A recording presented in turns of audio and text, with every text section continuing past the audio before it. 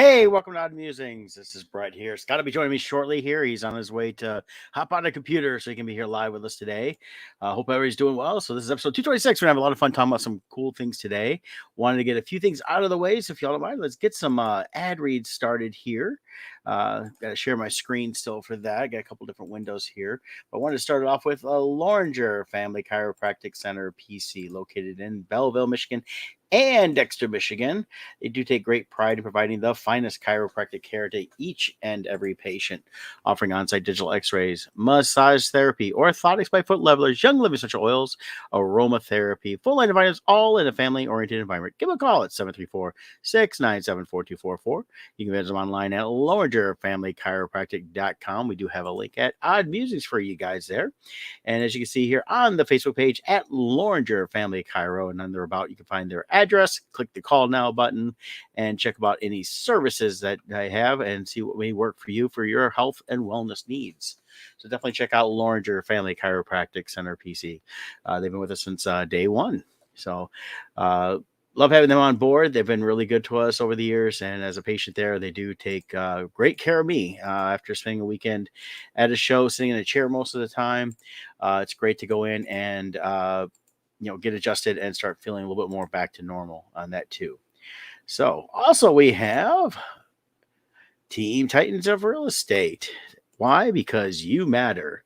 They specialize in real estate markets of Macomb, Oakland, and Wayne counties here in Michigan. And while they use the latest tools, social media, and technology to maximize the results, they never forget that real estate is still a people business. The relationships with their clients will always be their number one priority. You can follow them on Facebook at Team Titans RE. You can give them a call at 586-549-6096 or visit them online at teamtitansofrealestate.com.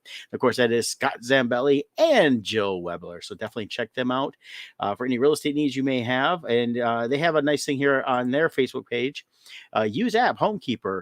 And they also just on their website have the MLS, which is a way of checking listings pretty much anywhere in the country, I believe, if that works out just the way I remember Scott talking about it.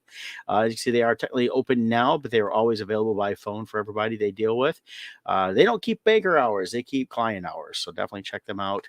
And the housing market's been going nuts and people have been spending all kinds of money selling homes, buying homes. So definitely check out Team Titans of Real Estate, another great sponsor. And we also have one more sponsor. As you all know, we are a part of the Bardstone Publishing Group. That is myself, Scott Zambelli, and Kevin Meinert. And currently at Bardstone, let me pull up the website here for you guys. We have a Kickstarter going on. That's right. So if you can go over here on the Facebook page at bardstone.com, it's the best way to find it.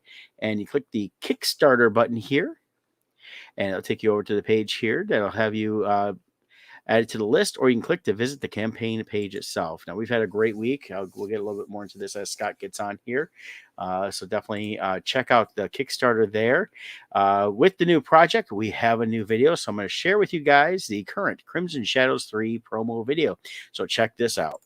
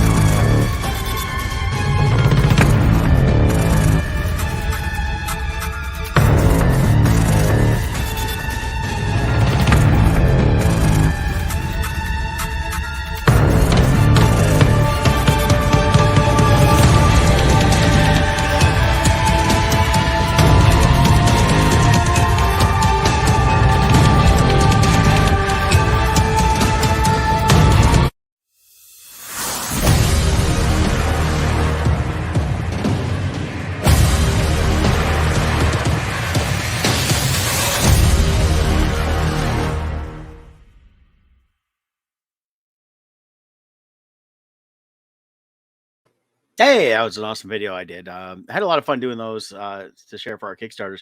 What's really more exciting is the actual project itself. So right now with Kickstarter for Crimson Shadows 3 going on, if you don't currently have issues 1 and 2, you can get those through the Kickstarter. So definitely check that out. Sign up for the Kickstarters. Help us out. Everything you do helps goes right to getting these books published and in the hands for yourself, as well as any future publications. We have a couple more conventions coming up. A week from Friday, I and Kevin Miner will be at the Indiana Comic Con down in Indianapolis, and our own Scott Zambelli will be joining the Motor City Comic Con up here in Novi, Michigan. The Kickstarters will still be going on, so if you're kind of worried, having a home, but you're planning to come to the shows, come check out the books. The books are really awesome. Um, you know, the show I did this past weekend in Louisville was the Fright Fest Film Festival. Had a chance to present the books to several people over the course of the weekend and show them, and got a lot of great response from that. A lot of people really enjoying the quality of it.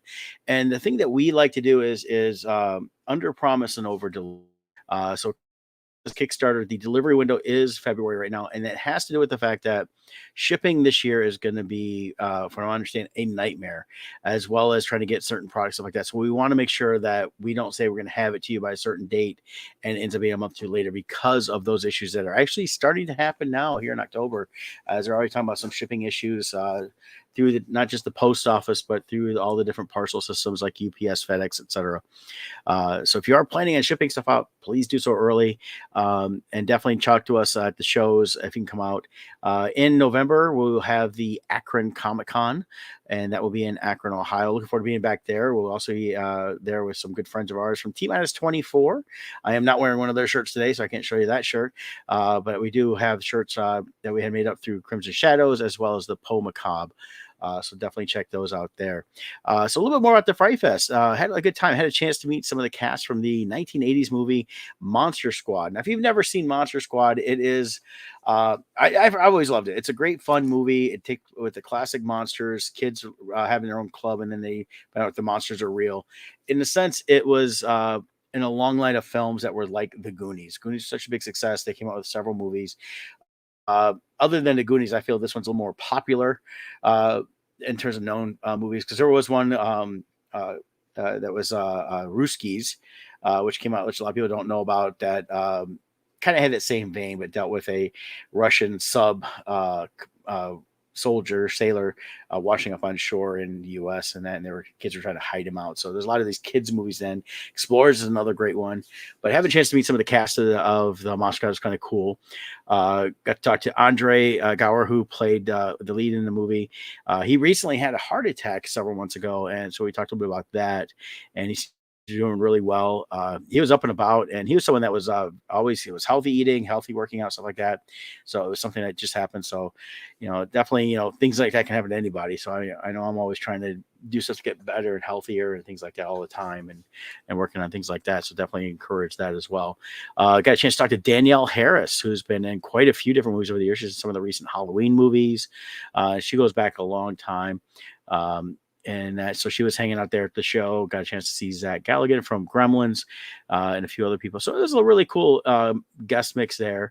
Didn't really know a whole lot of the other vendor setup. We saw a couple people recognize that we've seen other shows that have artists. A lot of different vendors were there. Picked up a really cool. Someone made up some Haunted Mansion plaques, so I bought one of those. I thought that was pretty cool, and so this is going to eventually go up on my wall. So I'm a big Haunted Mansion fan. I love it's my favorite ride at Disney World as well as Disneyland. Of course, Disneyland has the Hatbox Ghost, so if you don't know about those, definitely check those out. And that, but definitely it was a lot of fun. Louisville's a great town. Kevin and I had a great time down there. Went to the Troll Under the Bridge pub. If you get to Louisville, you got to go to the Troll Under the Bridge pub. They're not paying me to say that. I'm just saying it because it's really good food. Had a great time. You literally go downstairs. There's a statue of a giant troll outside, and it is a bridge that goes over where the restaurant is, to go from the Kentucky side to the Indiana side. So it really is a Troll Under the Bridge pub, and so it was great to hang out there. Hadn't been there in several years. Got some great food. Had a couple good drinks. I know another friend of mine, Kevin, different Kevin, that was with me several years ago. Loved the fact they had hipster repellent. So if you're looking for some hipster repellent, you got to go to the Troll Under the Bridge pub. All that stuff. And then we had a chance to wander around and check out a little bit of downtown Louisville, though we weren't staying there. We were staying outside of town where the show was, and hadn't been there in a while. And they've really revitalized that area. They got a lot of the buildings they've cleaned up in terms of fixing them back up. They got a great old brick field, but they're still more brand new and ready to go on that stuff too. So loved that. Had a great time there. Good drive down, good drive back. So really enjoyed all that. Um, it was. So I highly recommend checking out Louisville as a city. I hope to get back there again sometime soon, and definitely spend some time exploring, checking different things out. I want to do the Louisville Slugger Museum. We checked that out, but of course didn't have time to do that with the show. But you can actually see how they make the Louisville Slugger bats, and I think it's pretty cool. And they have their own field day where they do games, so it might be cool to go in the summer and check that out.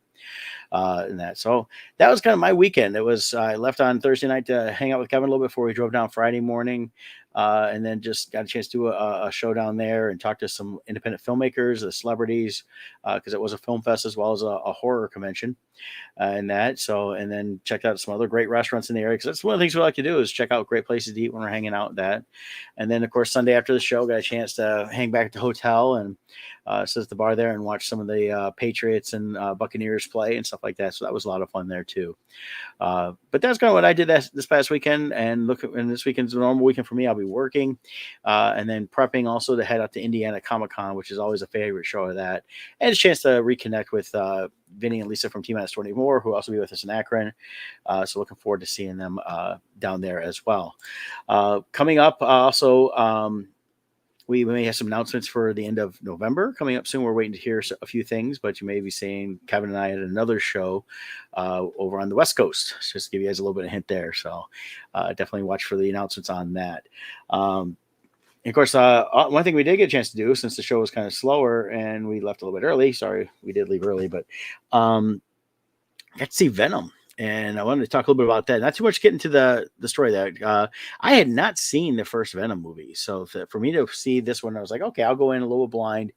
I liked the trailer for this. I didn't really care to see the first one. I'm a big Spider-Man fan. So for me, it felt a little, not since it wasn't Spider-Man, they were doing something different. I just wasn't as interested. And that's was my personal, I know a lot of people love the first one. I will go and see it eventually now since I saw the second one here.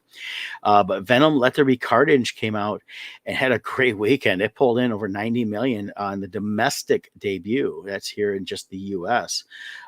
That's huge for the pandemic. I know when we were there, it was decently filled. Probably it was Sunday afternoon, so it was about half filled. So like that, had a great time. I think it was a funny movie, just a lot of fun. If you've not seen the first movie, you can definitely see this one because it jumps right into it and kind of basically sets up what you need to know. They don't spend too much time on any backstory and it just goes right to the story, gets right going for everything. And then Woody Harrelson is just phenomenal in it. I love watching that. So, hey, there's Kevin Miner chiming in. Hey, Kev, how you doing, buddy? And Kevin sent me pictures of food from where he's at last night, and I was a little jealous of that as I headed out to get me some Qdoba. But yeah, so it's Kevin. I was telling about the Venom, so I think we both really enjoyed it. A lot of fun. And then looking at the box office, it looks like that was definitely the clear winner. Shang-Chi was no longer number one; it's down to number 3. Addams Family 2 came out. Hearing mixed reviews on that one. I still want to go see that. But I did get a chance to see also last night at home the Many Saints of Newark, and that was the Sopranos prequel movie. I can definitely understand when people are very disappointed. I think the biggest flaw with this movie is they're promoting it as the birth of Tony Soprano, how he becomes Tony Soprano and everything else. And realistically, those parts that he was in were actually a lot less than I thought they would be. Really, this was should have been more about Dickie Maltasano, which was Christopher Maltasano from the original series, his father. So, and yeah, Kevin said he'll go see Venom again with the kids. Oh yeah, and it's PG-13, so it's if you let your kids see those kind of movies, it's not a problem. There's nothing bad in it. I think there was one F-bomb, which according to the movie Be Cool is the only way you can stay PG-13 is to have one, not two. So definitely, yeah, see that. But with the prequel movie for Many Saints of Newark, I would, if they didn't have anything to do with really, if he was just really a much more minor character and it wasn't being billed as, how Tony Soprano became Tony Soprano, I think it'd be a little bit better received. But it does feel like it was meant to be more of a trailer for a prequel series, which is how I got originally introduced to the series. See, this was supposed to be on HBO as a new series, or my understanding, anyways.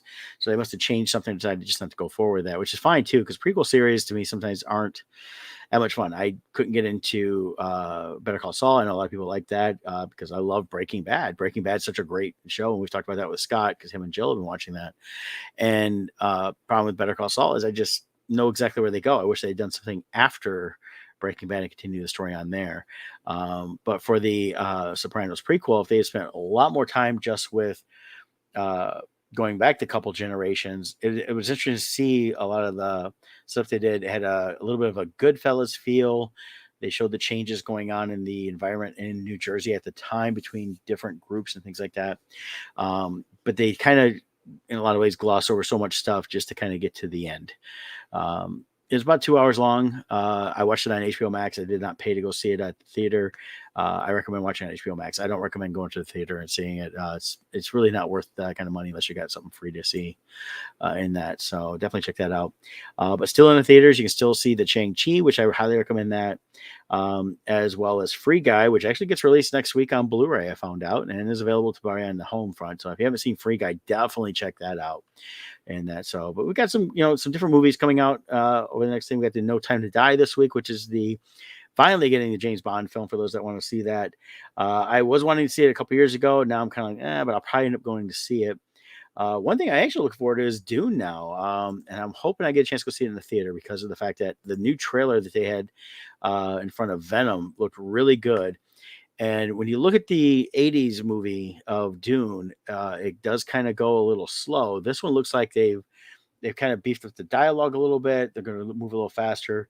So I think it's going to have, I think it's going to be more of the sci-fi film people want to see versus what the book was, which was about yay thick and definitely was a lot of, detail and things like that. It was definitely a book that when you're reading it, you've really, I mean, you got to get engrossed in just the detail more than the actual story of that. So definitely something to keep in mind with that. But I'm excited about Dune coming out, and that should be October 22nd. And then we've got eventually the Eternals is coming out. They're showing more stuff on that. That looks interesting. I'll go see that. I'm still reserving my judgment on that for actually seeing it. Because I'm worried it's going to be not as good as I'd hope, but I think it's definitely something that's going to be instrumental in the Marvel universe as we're going forward in that. So, also out today is the final episode for What If on Disney Plus. I've been really disappointed in this series.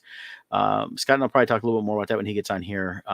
But the last one kind of wraps up what I think they were really doing, and I think that the biggest mistake was calling it a What If series. If you've read the What If comics, which you can buy, they've got them out. We actually stopped at a comic shop over the weekend in Louisville and checked out. They've got trades about yay thick that have the original What If comics. So they got a couple volumes out now. Go get those. Those were always a lot of fun to read. And it was always these, just really crazy different things that made sense in the story they were telling. And they told the complete story as it needed to be told for that, where I felt this series is more, they're trying to add to the Marvel universe, but it's not adding a whole lot to it. So it in terms of what I wanted, which was just tell some fun stories that really don't have anything to do with the actual movies, where I think everything they've done is going to play out in the next several movies and that too. Speaking of which, stay for the end credits or the mid credit scene of Venom. There is one in there too. You can go online and find out what it is because it's been released all over the place. So if you haven't seen that yet, so definitely check that out. Also another show, I don't think I've really talked about this too much. They got this it's a Doogie Howser remake on Disney Plus. It's a Doogie Kamehameha. I think I mentioned it once. Fun family show. Check it out. It's just a real, definitely basic family comedian. It's done in a very similar fashion of the original Doogie Howser series with Neil Patrick Harris. So I recommend that one as well on there. So we always got a lot of cool streaming stuff going on in that too. So in terms of other stuff, like I said, there's a lot of cool stuff coming out in the movies, theaters over the next several months. I think most of the stuff we're really going to see is going to be towards the Christmas drop. We'll see a lot of stuff there. Really excited for all of those upcoming releases and that too. So, but in terms of November, we've got a few more things coming out there too. And I thought I'd talk about that while we're waiting on Scott here. But they've got here's one for the kids. Clifford the Big Red Dog is getting a release, and it's got John Cleese in it. That's probably going to be its most redeeming thing there. But of course, November, I'm real excited. They got new trailers for Ghostbusters Afterlife. They actually have a new art book out. I saw it on Amazon, and it has a lot of stuff on how they made the movie, stuff like that. I'm not buying that right away if I was going to buy it at all, because I don't want any spoilers. That's definitely a movie I want to see opening night. If they do a Thursday night preview, which I'm sure they will, I definitely want to go see that then. I've been waiting for this for a while. I was hoping it would have came out this past weekend. So I'm interested to see that. I know I've seen different things here, and I hadn't seen her listed, but on this current thing here, it shows Sigourney Weaver. So I'm wondering if she's actually going to make an appearance. I know Annie Potts is in it. I'm really curious on that too, how much she's going to be in it. And then, because we know they're moving into their grandfather's old pass on, they're definitely doing a homage for the Egon character and that throughout the whole thing, which I think is really cool. Real excited about that. I've been more excited about this Ghostbusters than I haven't in any of the Ghostbusters in a while. So definitely looking forward to that. Coming back in December, so I think we're going to see a lot more fun stuff coming out. Bradley Cooper's got a new movie called Nightmare Alley. It's going to be an action crime drama thriller. Been enjoying his stuff lately, so I'm looking forward to seeing that. It's got Rooney Mara, Willem Dafoe, who I always like. That should be really good. And then same weekend, though, is Spider-Man No Way Home, so I know what's going to win that week. Definitely going to go see that one right away. That's going to be on there, too. For the kids, if they like the movie Sing that came out a few years ago, they got a Sing 2 with the voice of Matthew McConaughey, Taron Egerton, Tori Kelly, Reese Witherspoon. The Kingsman's another one that comes out, and that comes out a week after Spider-Man. I would want to go see, and it's kind of the origin of the Kingsman from the Kingsman movies. They've got 2 of those. They have a third one coming out, so this is kind of a prequel, and shows how the company was created, and that, as well as Matrix Resurrections. Still kind of on the fence on this one. That'd be interesting to see how that goes. I'll still probably go see that, though. And then another one comes out on Christmas Day with Zachary Levi, who I'm a fan of, is American Underdog, and it's the Kurt Warner story. That I think is going to be phenomenal. I think it's going to be a fun sports movie. I've always liked his story, so definitely looking forward to seeing that. That'll just be something fun to see, kind of like The Rookie was several years ago with Dennis Quaid. That was always a good one in there, too. So as we're waiting for Scott here, let's give an update on our current Kickstarter I mentioned earlier. And right now, with Crimson Shadows, we are at $2,816. So we have met that minimum $2,000 goal. We have 57 backers right now. So definitely plenty of time to get in there. We got 2 weeks to go, 14 days.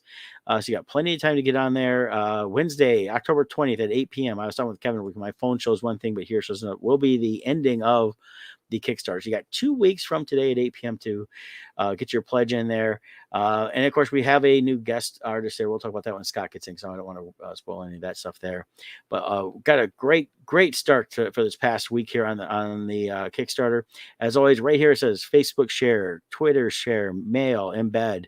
You can actually share the project. So whether you support it or not, definitely share the project. We are definitely really excited about all of those there too. You probably hear my phone going off in the background. I've got my mails just going, hey, you got new mail. And it means nothing. That's right. Spam mail all day long. That's all I get.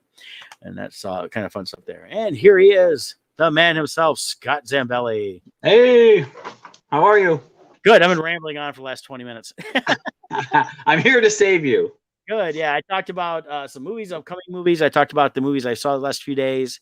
Because I did get a chance to see the Newark one, the Sopranos prequel.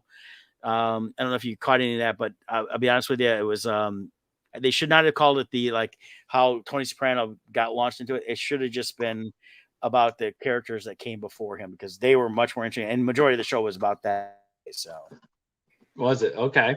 Yeah, so I recommend it for your Sopranos fan. It's good to watch it once. I think if they would have dealt with staying in the 60s with the Dickie Moltisanti character, they could have had a really good series. Okay. But if they're going to continue on and trying to show the Tony Soprano as he's going to teens and everything else, it's not as interesting, because you kind of know where it goes. Okay. So, but I think they've scrapped that idea, because the way they ended it, they just kind of ended that, and now just go watch the regular Sopranos. So, right. Yep. So, how's your mom doing? I saw the surgery is done. Yep, surgery's done. We had to stop for a quick breakfast, because she has to not eat prior. So when the surgery's done, she's hungry. So we had to stop real quick to fill her up and then get back here. So So you could hop online with here and save me from my boredom of talking about myself. I know the show's not as fun to do when you're by yourself, huh? Well, to try to do an hour, if I was doing a half hour, I'd be like ending it right now. So Exactly. Yeah. So, but that went well. As far as we go, I know you did the ad reads. Just mentioned with Teen Titans. Today is closing day, so one of our sellers of we sold their house. It's now closing day, so today we'll be doing the key exchange and all that fun stuff. So excellent. happy people there. Yeah, so I'm doing that. So as soon as I get off of here, I have to go run all over town to pick up my lockbox and my signs and all that fun stuff, and then have the closing. I think we're closing at 3. So okay. Yeah, and then we've had a busy week overall. But I got to see the Addams Families 2. You didn't see that yet, right? I haven't. I mentioned mixed reviews on that right now. It was number 2 at the box office because Venom just $90 million domestic. Venom had the largest opening since Star Wars Rise of Skywalker, I believe. So yeah, it's the before. It's the biggest for the pandemic. So, and then it still pulled another almost 6 million on Monday. Yeah. And then so we got that. My spoiler-free review. Just for full disclosure, I've never been a huge Addams Family fan. Anyways, I've always loved the Munsters. That's where I always went to for that genre of horror comedy from back in the day. I was always a Herman Munster fan and all that. So Addams Family, I never really connected with, anyways. So keep that in mind. But for me, I didn't care for the movie. We were in a theater full of kids and families. There really weren't many parts where people actually like broke out laughing from the adults and the kids. There was only one defining part, which was very funny, and everyone did laugh at. But other than that one moment, it just seemed like everyone was just out to be out, and I don't know. So. And it was opening weekend, I believe. So, usually opening weekend movies, you get more of a reaction from the crowd. Yeah. But if you have kids, they'll enjoy it. I'm sure kids will enjoy it. But, so I'm giving it a. Well, I'll probably go. Might try to go see it next week if I get a chance. And now you are an Addams Family fan, so I am curious to hear your feedback on this. And I'm a Munsters fan too. I've liked them both equally for different reasons, and it's just a lot of fun. I like the Addams Family movies from the 90s; those are always good. I like the first animated one, so I'm curious to see the second one here. And the first one got a lot of mixed reviews too. I think they're going a different route. They're not treating it like the TV series or the movies, and they're kind of doing their own spin based a little bit more towards the comic strips that Charles Addams used to do back in the day that kind of launched everything. So interesting. I'll definitely take a look at that. I said Venom. I definitely recommend seeing that. It was just a lot of fun. So you did see Venom? Yes. Did you see the first one yet? I did not. And I told you can see the second one without seeing the first one. Oh, okay. Well, that makes my life easier. Yeah. There's not a lot of exposition. It kind of gets right into here's Venom, here's Rock. It gives you the basic setup and goes from there. And it was a lot of comedy in terms of the Venom character is just hilarious. And Woody Harrelson was just phenomenal. He was great. So I definitely recommend that. And they have a good story tied into that. So I enjoyed the whole thing, and definitely stay for the one mid-credit scene, but there is not an after-credit scene. Okay. Good to know. All right. So there's that. What would you like to talk about next? Did you watch What If? I did. I watched the new one today. Have you watched today's? I did. Okay. So today's is the season finale. Yeah, I kind of glossed over it real quick earlier, but let's talk. We can talk a little bit about that because I'm still disappointed in the series as a whole. Yeah. For today's episode was okay, but for me, I feel like they branded it wrong. Yes. And Brett and I talked about this off screen before. Really, this should have been it's the Watcher series. This would have been great to call the Multiverse of Madness. And, you know how the upcoming Doctor Strange movie is called that, but that would have fit well. It could have been the Watcher, Multiverse of Madness. That would have explained the series better. I think overall the finale, it made me like the entire series better than what I did before, because before we were comparing it to what if really should have been Yeah. instead of a multiverse story. But I'm not crazy about. I'm really not liking the characters they chose to use for this. Yeah. It just they could have got this could have been so much stronger in so many ways, and I feel like certain political agendas are being followed here, as far as certain creative choices. But I don't know. It was okay. For a Marvel product, it was disappointing. Yes. I yeah, I agree. It was, it's like even today though, it was. I mean, this we may throw spoilers in there for you guys, so not too much to really give away. Watcher has to create his own Avengers team to go after Ultron because they left it wide open last week. So that's what he Yeah. does. But during one of the shots, I noticed they kind of it went quickly, and I think this is where they're throwing in the Mephisto character is with Doctor Strange using his powers. Ultron, Yes. who has all the things. There was a quick shot of him looking a little bit like Mephisto, and then he wasn't. So I'm one. They didn't even come out and say it, but there was like these allusions to with even Ultron saying when he had all the stones, he's saying something different in Doctor Strange than that was really there. Well, So and there's a moment where did Doctor Strange eat one of the stones at one point? Like yeah, he put something in his mouth and then became like, and then Ultron's like, "What the?" yeah. So I don't know what happened there. Yeah, so that was kind of, I think, a little bit of what happened. That was around the time that their big battle was really going between the two. Everybody was trying to destroy the stones, and just I feel like everything they're trying to do is just to set up stuff for the Doctor Strange movie, Yeah. more than anything. And I just felt like, again, if they hadn't caught it, what if, I might have enjoyed it better. But yeah, and then everything leading to a big, here's all these shows, independent shows at different universes, and he has to go through and basically take all the characters, and of course, he knows what's going to happen in the end, and at the end they have basically two characters locked in battle with the stones, and they're basically in like it looks like a Faraday cage or something like that, and Doctor Strange has got to watch over it. Yeah, if I quickly go down the list of who they chose to use, Captain Carter, I did enjoy as a character. I thought that would fit a what if scenario. What if Peggy Carter got the serum instead of Steve Rogers? So that fit. And I think they did a good job with that character. Killmonger was a stupid choice of a character for this, and especially to bring him in on the new Guardians of the Multiverse team. Yeah. It made no sense choosing him as a character and trying to push him. T'Challa as Star-Lord is just the utterly so dumb. It makes zero sense. Yeah. Plus, according to the way they set up, his superpower is talking to people. Yeah. Why didn't he talk to Ultron then? Yeah. So you got that. I did like the Black Widow angle, and with Hawkeye, I like that. I'm trying to think. Thor was dumb. The whole premise of that's how Thor would turn out if Loki wasn't in his life is stupid. Yeah. Who else is left? Anyone else?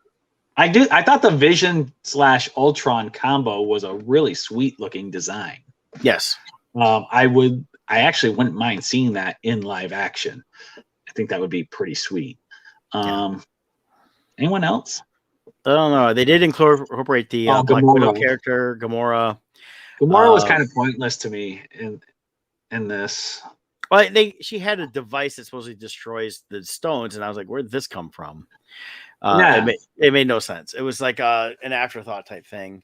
Yeah. And then the Black Widow character, I liked her, but they introduced her at the beginning of the episode with Peggy Carter, which was on the ship, which is definitely in the time frame of her what if of being Captain America in the modern day versus back in the 40s. And then of course find out that her and Black Widow are BFFs, and as she put it. Yeah. So, and I like the two versions of the Black Widow they used, because they had the one that was from the planet where she ended up being the last one on the planet after her and Clint. So, Yeah. um, but that's, that was fine. It was, again, it was a lot of, I'm just kind of, I think, just really playing up to eventually having stuff for um, the next movies coming out, and I just Yeah. personally felt that that was a bad way to go. Calling what if should always be these speculations that aren't real. Right. I mean, and you can go back and read what ifs and realize that, oh yeah, down the road, like a decade or 2 decades later, they actually used that idea and did use it for real. But back when they were speculations, that's all it should be. It's just, oh, this could happen or that could happen, and that's where the Peggy Carter one felt more real versus the rest. Because I Yeah. mean, I'm sorry, if they took T'Challa when he was a kid and he became a Ravager, he wouldn't have been able to unite the universe in peace. Well, and just because he moves somewhere else, it doesn't mean he magically gets Star-Lord's personality, Right. where he's happy-go-lucky and telling jokes, and like it made no, the personality would have still been T'Challa's personality. Yeah. I mean, obviously, environment affects it somewhat, but I don't know. It just didn't feel like a fit to me. No, I was very disappointed with that too. Yeah. So, but yeah, So so I've watched it. I'm done with it. And I I would mentioned say, I earlier, guess the key reveal, and Mhm. spoiler, who cares? Key reveal is the Watcher at the end. Yeah, he claims what his new purpose is to protect all of these different realities. Yes. Whereas before it was just to simply observe. So Mhm. will that carry forward into the live action and explain, maybe will the Watcher be involved? I don't know. Well, that, and then even on the other series on Disney with the Loki getting a season 2, are they gonna now incorporate that because of the different timeline splits there? Right. Um, so in that, plus they announced over the weekend Moon Knight has finished filming for Disney Yes. Plus. Yep. So that's gonna be coming out, and they're gonna be launching those. Starring And She Hulk's Oscar going on. Isaac. Yep. So we'll see how that goes too. So I just, I think this is what I've been most disappointed with of the Disney Plus series so far. Yeah. Still, I watched them, enjoyed parts of them. I just always felt like each episode. Now I understand why they were just wanting to get to this final episode. Each episode felt like it was cut short for the most Mhm. part. So like they didn't complete the story, and now they've technically completed the stories by having this final episode. Right. Yeah. Basically, each episode was like a prologue to the final episode. Yeah, and that's all it was. Yeah. So little Well, disappointing on that. So well, all right. Yeah. So as far as What If goes, if you want to watch it, watch it. I'm not excited for season 2 of What If. I'll still watch it yeah. because I like it enough to watch it, but I'm not like, wow, I can't wait till it comes out. Yeah, it's not like The Walking Dead, which I quit a few years ago, and it's in its last season. I probably won't watch it till the very end and just catch Right. the last episode or two just to see how it ends. Yeah. So that's all I care about. But wanted to give another update. Talking about the Kickstarter. We're at 2816 with 57 Yeah. backers right now. Yeah, so there's less than 200 to go before we unlock the next reward. If you can scroll down a little there, Brett, we And can that's show where I you. was headed. Yeah, They've there we got a go. There's new Mike Vasquez. He's a good friend of mine, awesome artist. He's worked on Rick and Morty. He's also, I can't remember if it's official or unofficial. He has a lot of Invader Zim stuff. But he's got a great fan base. I've known him for years through San Diego Comic-Con. We were lucky enough, an opening happened in his schedule, and he was able to join us as a guest artist for Crimson Shadows 3 here. So he's got a variant cover. The reveal is coming up here. There we go, of the inked version of his cover. Oh! So looks beautiful. So now he's gonna get it. He's gonna color it, and then we'll have the final product to reveal. But in less than $200, anybody with a order of $40 or more, this will be added for free to your order. It'll also be available in add-on, so if you wanted to add it on, you can do that. Get extra copies, or if you don't qualify for the free one, you can order it. But you get a lot with our rewards. This is a $15 cover price, so to get that free is for just $40 is pretty good, because you're going to get all those other rewards that you qualify for. And then I want to reveal this here too. Yeah, these are our rare curiosity editions. These are going to be very special.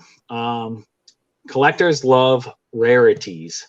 And so these covers are going to be released with a print run of one, only one on gold metal for each of these. It's a one of one print. It says it even on the cover, one of one. These are $99 each, but they're only limited to one. And I've seen these on other Kickstarters going for 150 or so per cover. So we didn't want to go that high, but $99, you can lock it in. These are only available through the add-on menus, though. One of one. First come, first serve. And next week, once Kevin gets back, because he's been inking my cover, we should be able to reveal that next week. Awesome. Yep. And so then all will be revealed. Yes. So yeah, a lot of cool stuff on the Kickstarter. I held off revealing the cover until you got in, but here's a good look at some of the other covers right now. We have the limited edition Scott Zambelli, Unlimited with the Frankenstein, the Ultra Limited Metal Edition. 50 of those we printed and this done by Scott as well. And then Kevin Miner's got his 100 with that one there. So really excited about all these covers. Really cool. If you recognize the Scott's Frankenstein one, that was kind of revealed as a stretch goal from the last Kickstarter. We just didn't hit that goal, so now you get it in this one here. So, and of course mine, and then we'll add in the other one. And of course, trading cards are always a lot of fun too. So, yeah, and then in anticipation of us hitting the $5,000 mark, because you guys are awesome, I think we're going to do it. I've switched. I had to shuffle my stretch goals a little bit to make room for Mike's cover, and so. One of the things I did is originally I was offering a 4-page bonus story.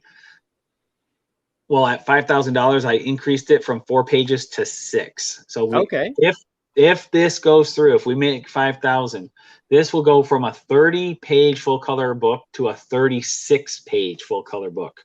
Nice. And the bonus story takes a jump across Europe over to Greece, where a new character is going to be unveiled that will be vital to the Crimson Shadows plotline down the road. So I'm excited for that as well. So, yep. And this $5,000 is very doable. I mean, we're not that far off. Yep. Oh, it is very doable, especially with the amounts we've hit in the past. So, right now we're in that portion, the shadow of the valley of death, as I call it, in the Kickstarter, where there's always 1 week where it like dies. We actually would have been above 3,000 right now. Part of the Kickstarter process is there's people who back out. You always get ones backing out. We had a $230 pledge back out. So had that not happened, we definitely would have been above the $3,000 right now. So how do you find it? You can go to bardstone.com, click the Kickstarter tab. There's links there. Or go to Kickstarter and type Crimson Shadows. Or go to our pages. We have links that are in our different posts that'll take you right there as well. Yep. Very cool. A lot of cool stuff going on with that. We'll be talking tomorrow tonight at 7 about that. That's right. 7 p.m. Join the fun and mayhem. Yeah, we'll give you guys a quick update on everything at that point too. And I don't know if Kevin will be joining us because he's busy with work this week, but definitely Scott and I'll be on. Absolutely. And then promoting tomorrow night, 8:00, we're going to be on with the phone. Hasm. I think I don't know if Sean and stuff will be there, but we're going to be on at 8. Tina sent us links. You should have got your link also, Scott. Yep, you got it. And we'll be on at 8:00 tomorrow. They want us to join us at 8 tomorrow, so that'll be a lot of fun. We'll share some links for everything on that too. I think it's their Thursday night throwdown. That's what they do. Yeah. And if you're on Kickstarter looking for our stuff, also type in Roadkill Rampage 2. They have their pre-launch page set up. They're going to be launching in about 2 weeks, roughly, their project for their second issue of Roadkill Rampage. So go there, follow their pre-launch page. Yeah, I'll see if I can find that real quick here. Because I know I can find their first one. And there we go. Hasm. And it's HAZZUM Productions. Just look for Hasm and you can see all of the stuff that they have. So that doesn't, Google it, doesn't show up, but I know they've got a pre-launch page out there. So look for them on Facebook. Yeah, if you look HAZZUM Productions, I think it is, on Facebook, you will find them. They got links on there as well. Yeah, I look forward to seeing this. I enjoyed the first one a lot. The second one looks like a lot of fun. I believe Sean Forney's got a cover available through this. So they'll have a couple different options and things like that too. So definitely look into that. So, and then Rodney's going to join us in November as our Kickstarter is kind of reaching towards the end, and we'll talk a little more about that then too. So, Yeah, awesome. And then on a more positive note, we had What If, which was disappointing, but there was something that was a pleasant surprise. Something on Netflix neither one of us had heard about. Level 16. Level 16. Yeah. It was a pleasant surprise. So if you guys haven't seen it, we're not going to do spoilers. We'll talk a little bit about it, but there's a reveal in it that is fun. Not fun, but interesting, I'll say. I don't know. What's your review of Level 16, Brett? I watched it because Scott had mentioned it, and he said him and Joe watched it. Joe found it and really enjoyed it, and they said, "Okay, this is a lot of fun. It's different." And I was like, "Okay, I'll take a look at it." In some ways, it gave me a hint of what Snyder was trying to do with Sucker Punch. Not in the same vein of it being this, the crazy office stuff like that, but it had that just that enclosed feeling, and you realize that okay, something's not what it should be here. And I like the way they revealed the story. It was not revealed very fast, but it's not so slow you get bored at all. But the main couple girls in it were really good. In fact, everybody I thought was fantastic in it, story in that. But definitely well worth watching. I'm glad I watched this because I was definitely very surprised at how good it was. And it's a Canadian film that, in fact, here's the hard to see it there, but that's Level 16, just one of the posters there. And it's on Netflix. I just liked it. I really liked the acting. I liked the story. Yeah. It covers the girls on a couple different age levels, but it makes sense the way they do it. And you realize that these girls are there their whole lives being raised in this environment and going through these levels. And from the beginning, they're told that the outside world is poison.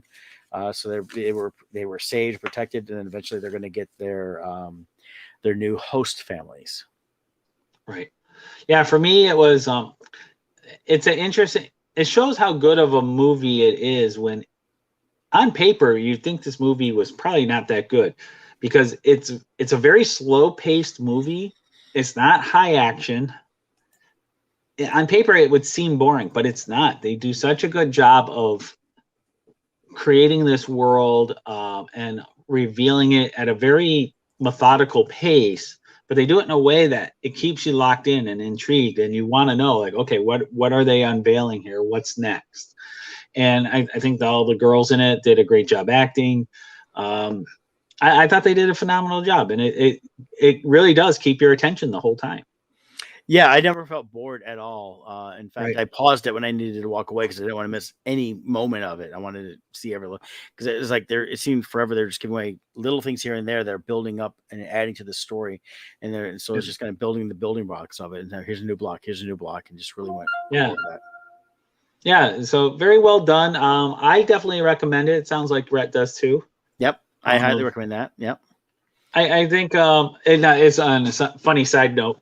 So with Jill, one of her daughters is named Ava, and there's an Ava in this film. So we've got a lot of one-liners now we use in the house. Like when they go to bed, they're like, "Good night, Ava."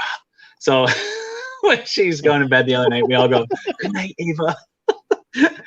Or when she was saying something, and they go in the movie, they go, "Shut your gobber, Ava." So that's a new line we now have in the house. So the movie gave us a lot of one-liners to use with Ava. That's cool. That'll be fun. So yeah, definitely check out Netflix. I mean, it was again a hidden gem. I never saw it advertised. If I did, I missed it. Yeah. And so Jill must have been just looking for stuff and found it. It was really good. So yeah, I think that's what she was doing. She was watching trailers to try and figure out some upcoming movies and shows we could watch, and this was one of them. And it's good. The actress, her name is Katie Douglas, who's the main girl, which is the main. I looked her up. She's 22 years old. She looks 14 in here. Yeah.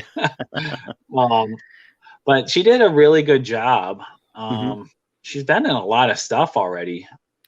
Yeah, she's one of the more of the girls is one of the more seasoned actresses. Yeah, I was So surprised how many things she was in.